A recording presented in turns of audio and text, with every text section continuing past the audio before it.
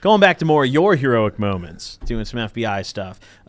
After the terror squad, it sounds like, you kind of went back to financial crime once again? Yeah, no, I got put on a political corruption squad at that point. Oh, that's interesting. To catch crooked politicians. And you'll be shocked to learn there's a lot of crooked politicians in Chicago. One of the things that I've been waiting to ask you about is you've talked a lot about Lgoyovich, who was our old governor. Mm-hmm. He is one of my favorite politicians because of just how hilariously corrupt he was.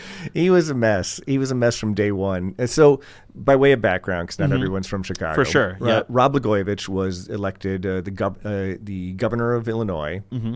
And during that window of time, there was a big problem in Illinois politics, and this didn't originate with Lgoyovich, was what we call pay for play.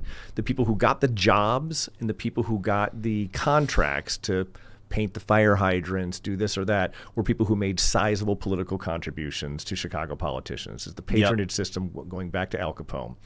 Lgoyovich kind of was that on steroids. And so there was and so we were able to get up on a wiretap on him for basically him shaking down contractors for political contributions in exchange for contracts. And so that was the pretense of our wiretap. And now this was happening around the time that Barack Obama was running for president for his first term.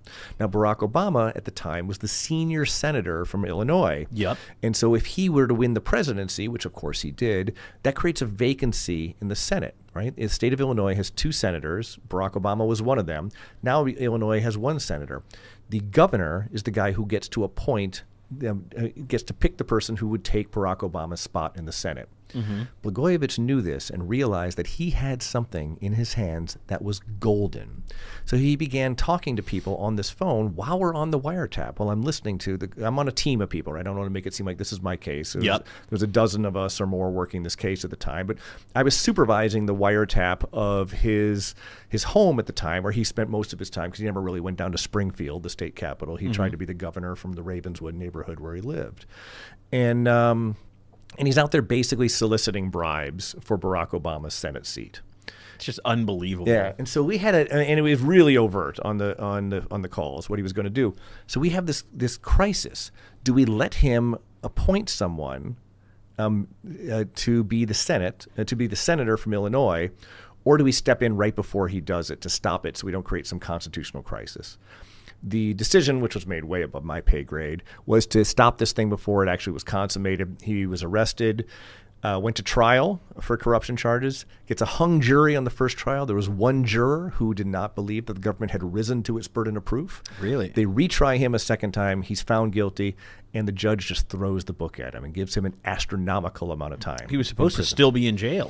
So here's what happens. So during this window of time, we've talked about this earlier. Again, he's not sitting in a jail cell. He's not a flight risk or a real danger to the community. He had the governorship had been stripped from him.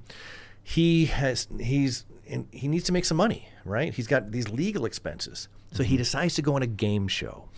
That game show was called Celebrity Apprentice, and the game show host was a guy named Donald Trump. And so Lgoyovich goes on the game show, does fairly well, and meets Mr. Trump, the host of this game show. Then Lgoyovich goes away to prison after the show. While he's in prison, something very unexpected happens. That game show host becomes the president of the United States of America. Mm-hmm. And Donald Trump, whether you like him or hate him, he's very, very loyal to his friends. Right? 100%. Right? So if you were a supporter of Donald Trump and someone that he regards as a friend, he is a good friend to you. And he was such a good, and so he remembered that Rob Lgoyovich, this guy who was in a lot of trouble at the time, took the time to go on his show and was very good on his show. And so President Trump commutes the sentence of Rob Lgoyovich and lets him out of prison when he still had 3 or 4 or 5 years left in his sentence. And then when President Trump became president the second time around, he gave him a full pardon, so he's no longer regarded as a convicted felon. Oh, I didn't know he fully pardoned him. Yeah, I knew about the commutation. It was that week where Trump was in office and he was pardoning just fired everybody. Them all yeah, off. He was like making it rain with pardons. Yep. Yeah, and so Lgoyovich got a pardon. It's just insane that guy got out of jail for that, because that is like, when I think of corruption, obviously I don't know about a lot of it, and you know way more than I do. That is like what I would think of like a Looney Tunes cartoon exemplifying like political corruption. And he was shaking down Children's Hospital in Lincoln Park for money. I mean, it was off the charts. It was bad. But here's what I'll say. the sentence was really harsh, right? I mean, he got like 15, 16 years for that. And the judge wanted to make an example out of him. He served, I don't know what he served, 10, 11, 12, 13 years? Yeah, it was around that. Yeah, and so, I mean, I never ever, as an agent who worked hard to put people in prison, got hung up on how much time they spend in prison, right? The idea that Rob Lgoyovich is going to be out there robbing banks or he's a danger to society is crazy. I hope he lives a happy and successful life. I heard he was being considered to be an ambassador to Bosnia, which I think it's that's a Bosnia? fascinating. No, not Bosnia, Serbia. So it's where his family is and all that. And so listen, I have no ill will toward the guy. I did my job's not to punish him. My job's just to find out what happened in the wiretap. And so I have no ill will toward the guy. I mean, and it's not like he's going to be elected governor again and can do anything like that. Certainly again. not. And so in that sense, he's probably very rehabilitated. I think he's got a bright future ahead doing books and podcasts, for sure. He's a smart guy despite running a pretty dumb crime, and he's super articulate and likable. You don't get to be the governor of Illinois unless you're a likable guy. Yeah, there's 100% a certain level of charm to get to that level of politics, I mean, and for sure. he's really smart. I mean, he went to Pepperdine Law School. He's a bright guy. Yeah. So I'm curious to ask you, as someone who is really, on the other side of the fence fighting it, everyone from Illinois kind of regards Illinois politics as like a joke. Everyone views it as very corrupt, right? From Lgoyovich, that's the most notorious situation. But like in general, a lot of my family and friends, like Illinois politics aren't serious. Illinois politicians aren't serious. And it's kind of, I don't know if myth or rumor is the word for it, but it's like every Illinois politician just kind of expect like they're probably doing something. Is that accurate, or how true is that? Well, let's focus on Chicago, right? For sure. Chicago has been an armpit of corruption since before you and I were born.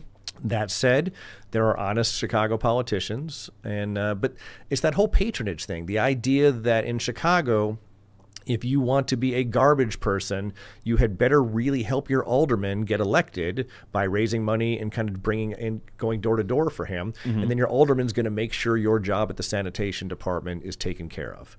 And so what that system does is it makes a pretty efficient government. The garbage gets picked up, right? Chicago is not a city that you walk around and you just see like piles of garbage everywhere and graffiti everywhere. It's beautiful. It's a very, very well taken care of city. The question is, could it be that well taken care of at a much cheaper price without kind of this patronage system? Are we bringing people in because they're the second cousin of the alderman, or are we bringing people into government jobs because they're the most qualified for that job? I think that's the unanswered question there. And do you define, when people are bringing in their second cousins or people who are helping them out, is that like a certain level of corruption you view? It's clearly it's corruption, but it's not necessarily illegal.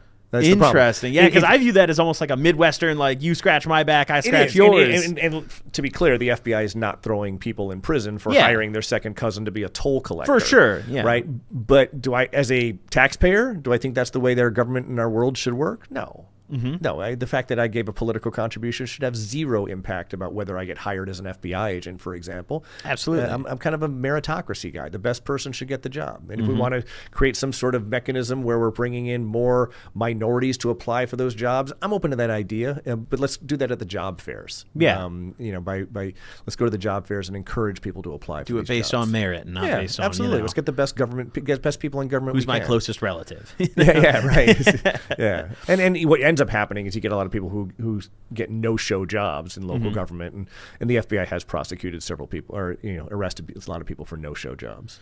Have you heard about? I'm sure you probably have, considering you were investigating politicians in Illinois. Have you heard about Tiffany Henard? She was the mayor of what town in Illinois? Was it Dixon? Yes, Dixon. Yeah. People are constantly asking me about that case. I just haven't looked into it. But she was just feathering a nest. So she is like very egregious with her like mishandling of the town's money, and is like openly having town halls where she's arguing with the chief of police there, like, well, you can get the hell off the force then, like you can get out of here. And she's like, apparently she spent something like $70,000 on bags on one of her trips, and it was all city money.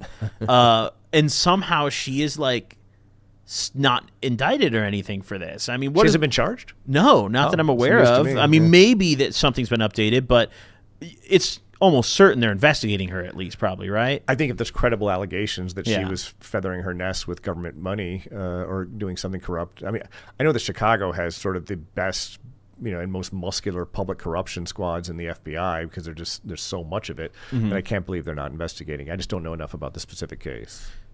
Definitely, after the show, look into it. It's fascinating. I mean, there's no one who's off limits to the Chicago corruption squad. There's nobody who's untouchable. Well, if they got Lgoyovich, this chick going down too. You'd for think. Sure. Yeah, you'd think.